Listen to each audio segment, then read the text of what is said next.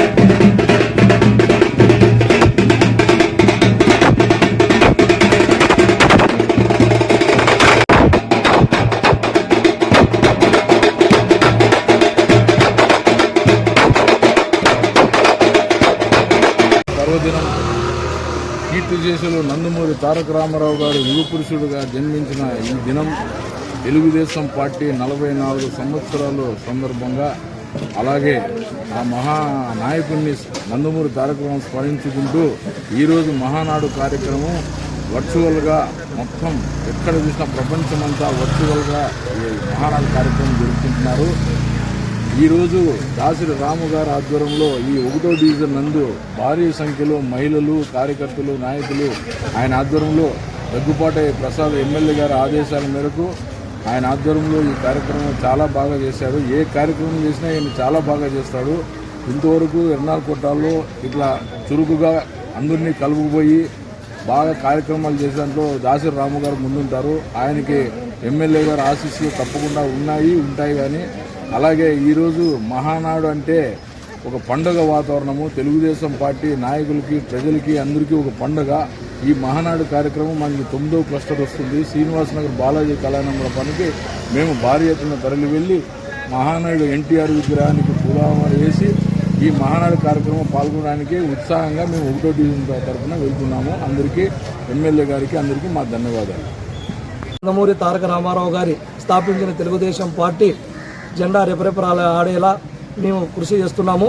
అలాగే మా Anantapuram urban Telugu Desam party Daggubati Venkata Prasad అన్న గారి ఆదేశాల మేరకు, ఆయన అడుగుజాడల్లో నడుస్తూ ఆయన ఆదేశాల మేరకు మా డివిజన్ నుంచి పెద్ద ఎత్తున ఈ కార్యక్రమం నిర్వహించడం జరుగుతున్నది. అందులో భాగంగా ఈరోజు మా కాలనీ వాసులు కానీ స్వచ్ఛందంగా ఈ కార్యక్రమానికి పాల్గొని ఈ కార్యక్రమం జయప్రదం చేయడం అనేది జరుగుతున్నది. జై తెలుగుదేశం, జై చంద్రబాబు. జై తెలుగుదేశం.